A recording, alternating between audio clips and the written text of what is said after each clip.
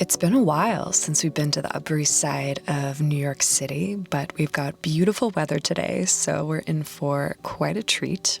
The first stop of the day is going to be Petzel Gallery to see an exhibit by Pieter Schoolwerth.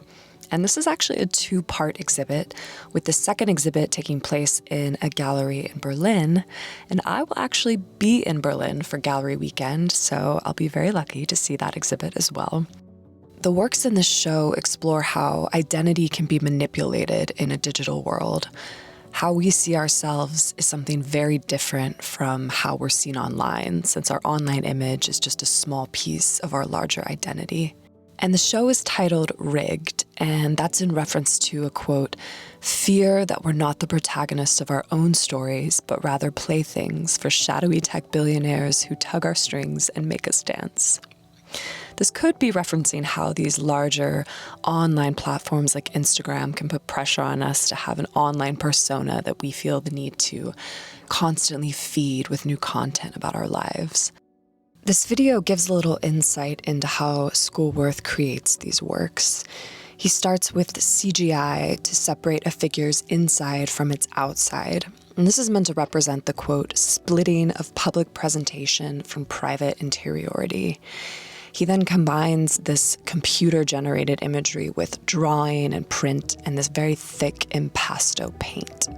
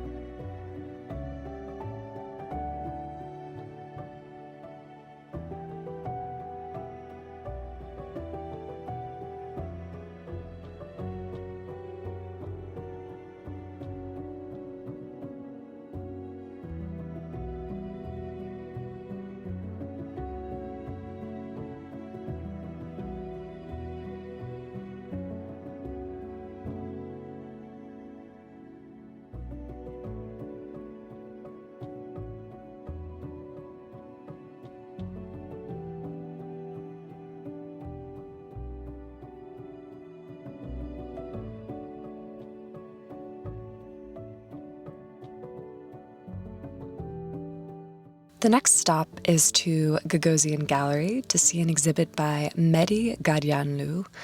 And I've been a fan of his work for quite some time because of how visually relaxing it is.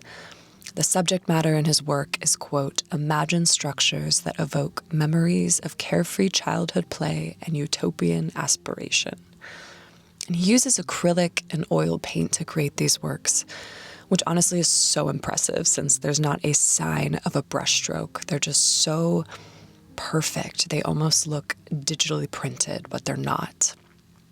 Ghadyanloo grew up during the Iran-Iraq War from 1980 to 88, so these paintings are his way of coping with some of his past anxieties. And there's also an air of familiarity in his works to surrealist artists like René Magritte and MC Escher, but really reimagined in a contemporary way.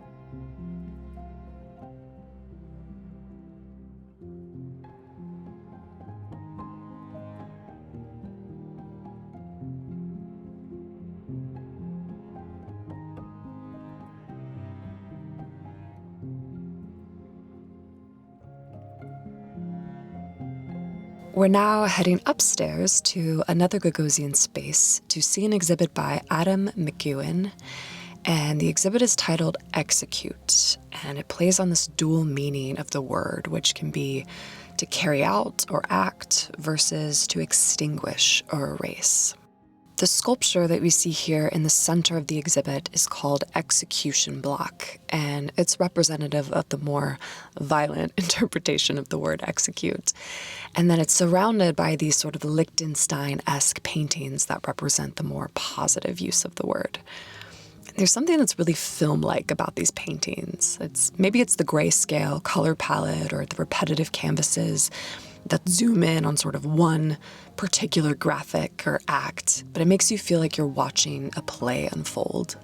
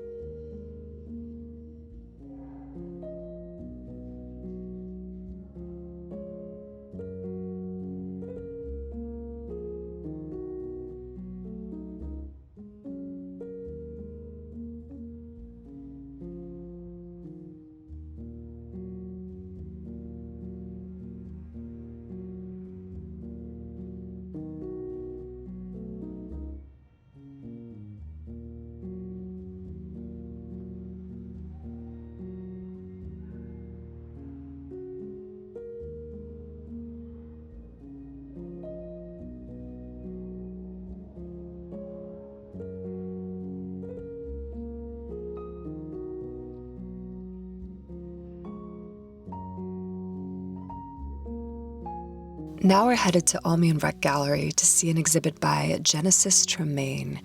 And in her works, Tramaine finds, quote, the divine in her subjects and brings out the divine in unexpected ways. And for her, creating these paintings is a spiritual process where she surrenders herself, opening herself to be inspired by God and create works that are blessed by God. And when she talks about creating the works for this exhibit, she says, quote, I was in a space where I had to trust God differently this time around. My tools changed and there was growth in the process. I used different mediums, used more organic materials and a different part of myself, meaning I'm trusting a different part of myself. I'm listening in prayer and receiving differently. The work speaks to that. And to create these works, she used rainwater, salt, oil sticks, acrylics, and spray paint.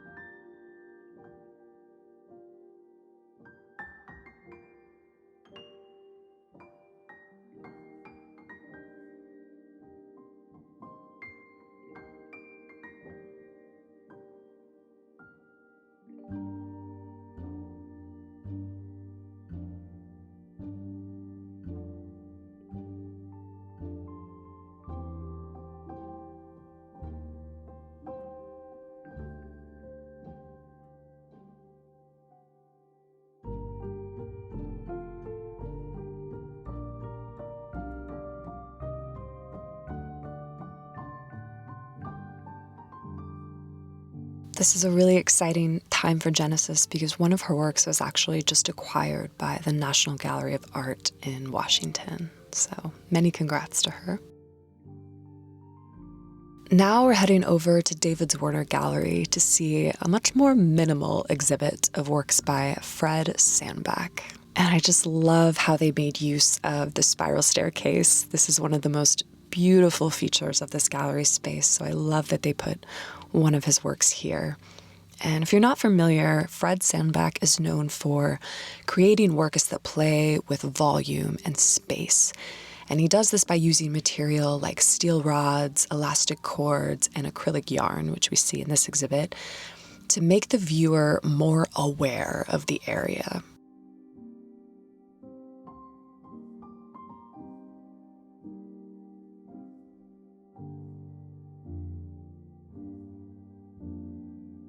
Sandback describes his works as, quote, less of a thing in itself, more of a diffuse interface between myself, my environment, and others in that environment, built of thin lines that left enough room to move through and around.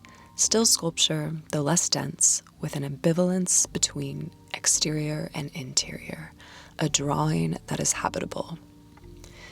I just love that, a drawing that is habitable, because that is exactly how his works feel when you see them.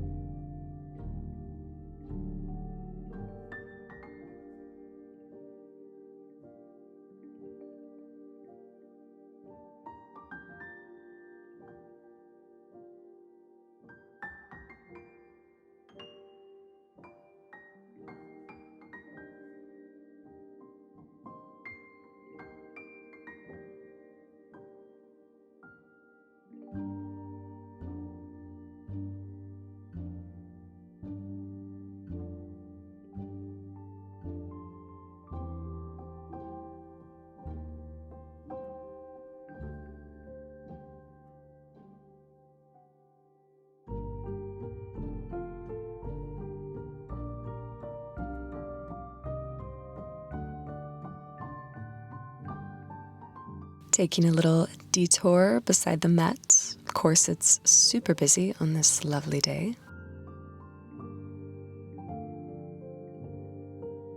We're going to end the day at Skarstedt Gallery to see an exhibit of works by Andy Warhol created from the 1960s into the 1980s.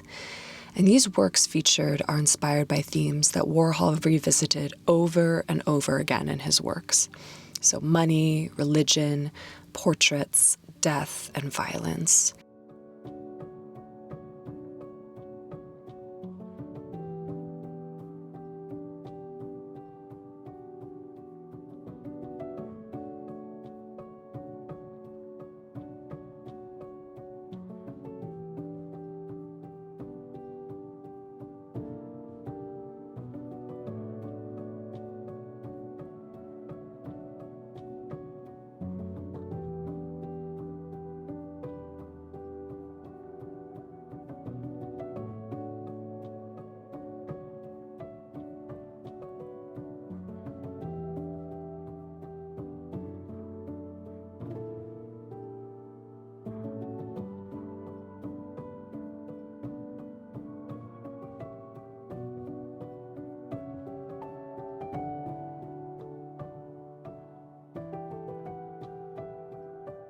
This knife painting is one of my favorites from the show, and Warhol is doing what Warhol does best here. He is elevating something that anyone could find in a drawer in their home, making it really special.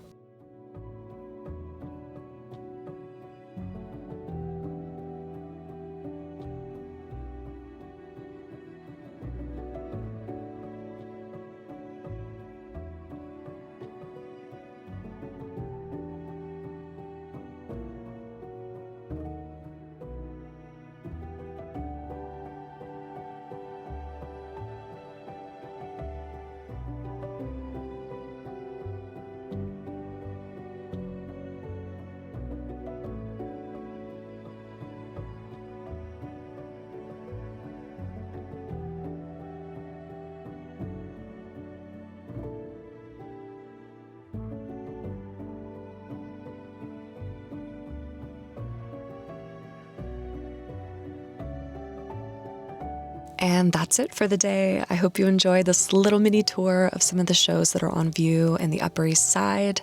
And if you haven't subscribed, please consider doing so. I've got some very exciting travels coming up that I would hate for you all to miss. And I will see you all in my next video.